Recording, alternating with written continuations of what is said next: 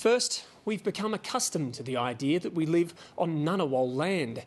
The signage and the welcome to country rituals tell us this is the case.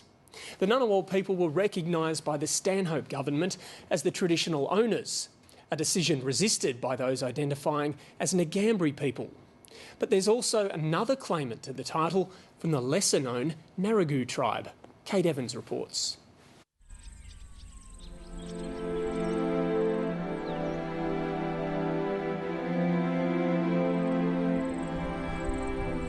And I love walking in the bush in Namadgi National Park because you can still feel that spiritual connection with the land, because you know that this is where your ancestors roamed and did initiations and ceremonies, and only for them I wouldn't be alive sitting here today talking.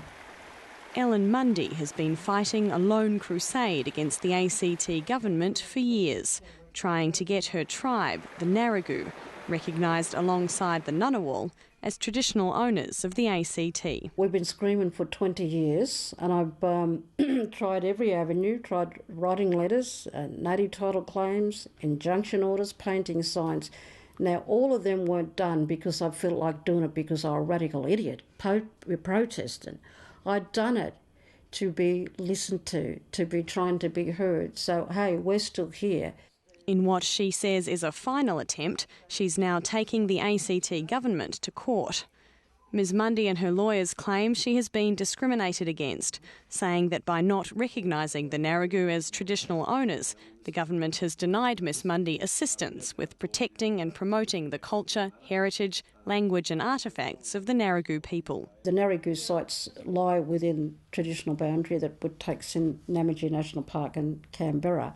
So therefore I still have a right, which I said in part of my heritage rights with Narrogoo, to have a say and protect them sites. The government tried to have the case dismissed on legal grounds. It believes the Discrimination Act doesn't apply. But last week the Civil and Administrative Tribunal ruled it should be heard. But the Minister for Aboriginal Affairs, Joy Birch, says the government is still considering Ellen Mundy's claim. Well, I do recognise the Ngunnawal people, but I'm also very respectful and recognise our broader Aboriginal community and people within the region. Many, many years ago, there was no artificial borders around the ACT. There are now. But also we know that there were many groups, language groups and family groups that moved through this area. This is part of an ongoing conversation, and I'm quite happy to meet with the Narrogoo people and Ellen Mundy if that's what she wishes. First of all, may I pay tribute to the Ngunnawal people, the traditional owners of the land on which we gather. I want to begin by acknowledging the Ngunnawal people. I am pleased to begin by acknowledging the Ngunnawal people on whose land we meet. Ms Mundy objects to official ceremonies that only refer to the Ngunnawal people and to these signs erected by the ACT government, which she admits to having defaced in the past. We don't need a signage to define our country, because most Aboriginal boundaries were defined by river and ranges and language, not by signage. So why are they such a problem for you? Well, it's in your face, sort of. So it is like a constant reminder that the Narrogoo aren't been recognised. It's your name's Gemma, but Jemima was your great-great-grandmum. Ellen Mundy grew up in the Bega Valley and says her particular Narrogoo clan is from the southern part of the Monero. But she says her parents and grandparents told her the Narrogoo language and sacred sites extended all the way to the ACT.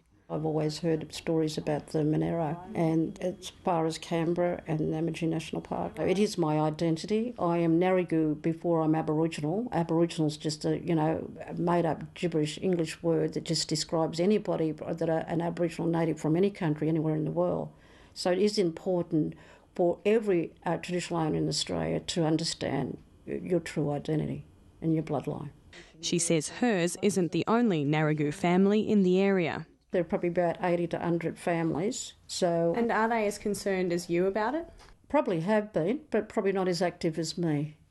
And I feel a little bit more strong about it because our bloodline goes back to a head man, Al Mundy, who was the head medicine man of the Narrogoo, who described the laws and customs and traditional boundaries of the whole Narrogoo country. I'm doing no difference to what my old people do.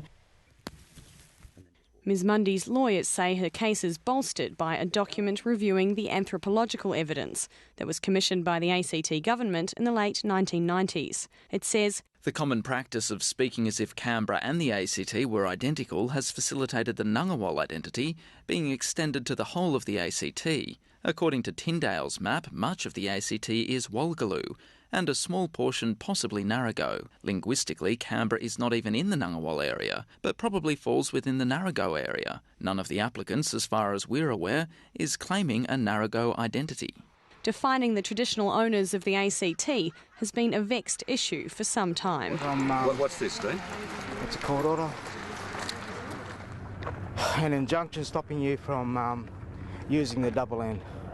Go and get stuck, y'all. Free. I'm in Vale. We now pronounce this. We're in Ngunnawal country. I would like to welcome you here today to the land of my ancestors, the land of the Ngambri people. A third group, the Ngambri, also claim they are the sole legitimate traditional owners of the ACT. But that's another story. The ACT government has officially recognised only the Ngunnawal claim, with two N's, since 2002. This is part of a conversation that's begun over a decade ago in a former government's tenure. The former Chief Minister and Minister for Aboriginal Affairs, John Stanhope, was adamant the government only recognised the Ngunnawal. But the new Minister, Joy Birch, is less definitive. Well, at the moment, an agreement that has lasted nearly a decade, we have recognised the land as Ngunnawal land, but we also recognise that there are broader communities here that recognise a connection themselves of their families to this land. This is why we've embarked on a very strong family history project that will look at all the primary source data and family conversations and oral history to map this out. She says that project includes the Narrogoo families. If it does show that the Narrogoo have a strong claim, would you consider recognising them formally as well as the Ngunnawal? Look, it's something like this, it's very hard to rule in or rule out, and I think that just highlights the absolute complexity of it. This is the place where our ancestors used to pick grass, right here in the ACT, and that's all that area over there, mountain, that's where they used to roam.